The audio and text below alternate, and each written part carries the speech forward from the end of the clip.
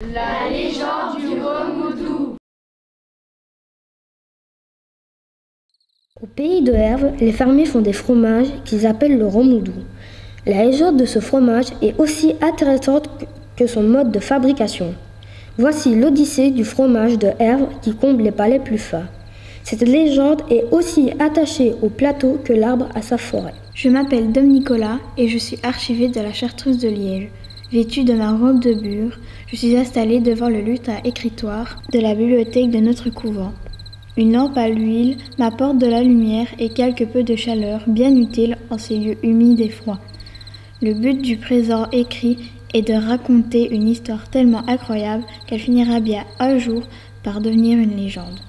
Il existe dans nos règles bénédictines une tradition bien ancrée qui est celle du spacement des pères chartreux. C'est une promenade hebdomadaire obligatoire. Elle a une fonction essentielle car une vie trop sédentaire nuit à la santé du corps humain. En plus de ce spacement régulier, a lieu une fois par an le grand spacement qui dure de 9h du matin à 5h du soir. Ce jour-là et ce jour-là seulement, les Chartreux peuvent dépasser les limites des promenades ordinaires et emporter des provisions de bouche pour un dîner sur l'herbe. Il y avait en effet longtemps que j'avais dans l'idée de raconter un grand spacement et je n'allais pas être déçu. Les instructions de la promenade sont assez strictes dans la règle. Éviter les lieux habités, n'entrer dans aucune chaumière, ne parler à personne. À 9h, les Chartreux quittèrent leur couvent et empruntèrent le royal chemin, qui tend de Liège à Benne. À midi, nous arrivâmes ainsi en plein cœur du pays de Herve. La marche ayant creusé nos estomacs fit qu'en peu de temps, tous nos tartines furent épuisées. Le père procureur avait bien été avare pour les provisions de la journée. En fait, il est peu accoutumé à répondre aux besoins d'estomac de marcheurs saisis par la faim, plus vite encore que par la soif. Ce n'était pas la saison des fruits. Rien ne pouvait nous nourrir dans les haies et vergers. Non loin de là, un herdier gardait des vaches de sorcier de Mortariolus. Mes frères et moi, nous nous approchâmes de lui et nous lui expliquâmes que nous souffrions de la faim et de la soif. « Je ne puis vous abreuver du lait matinal, nous dit le pâtre. Il est là dans ses moudeux à refroidir dans la berwine. Mon maître sait exactement qui ces vaches donnent. Je ne peux rien prélever en ce récipient, même pour mon usage personnel. » Soudain, Livalet ajouta. « Minjipour a ploqué les vaches. » Quelle stupéfaction dans nos rangs! Qui connaissait la signification de ce verbe bizarre? Raplocter, dissous estomaqué. Raplocter signifie vider le pis jusqu'à la dernière goutte. Le herdier n'attendit pas leur réaction. Il empoignait un seau et après avoir placé son âme du côté droit d'une vache, voilà qu'il se mit à traire à nouveau. Comme celle-ci venait d'avoir un veau, que l'on avait éloigné pour nourrir au petit lait, cette deuxième traite donna beaucoup de lait. Ce fut le cas d'autres vaches dans la même situation. Le herdier nous donna à boire de ce lait de deuxième traite. C'est ton binamé. Nous en bûmes à plein gosier, car il était à la fois nourriture et boisson. Bénissant l'enfant aux vaches, notre groupe s'éloigna rassasié et heureux.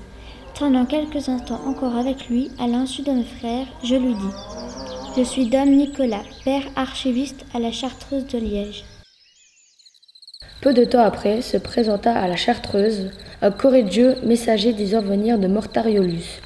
Il tendit au père portier un message qui m'était destiné. Dom Nicolas, lorsque pour vous et vos frères moines, j'ai procédé à une deuxième traite des vaches de mon maître, il m'est resté beaucoup de lait. Je l'ai apporté à la fermière voisine, Lifey, appelée Adèle Nicolet. Elle a versé aussitôt le lait tiède de cette traite providentielle dans une cuve de cuir en y ajoutant une juste quantité de frésie. Le lait cailla, comme d'habitude, et lorsque le temps fut venu, elle versa la partie épaisse sur une table inclinée.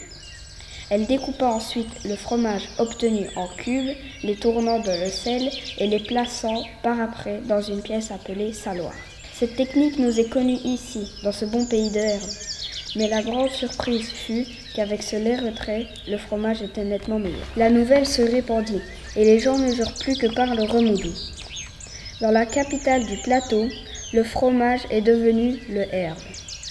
C'est comme si notre Remoudou était assimilé au nom de notre capitale. Dit Sophir est amoureux comme un roy. Des affineurs sont sur le coup.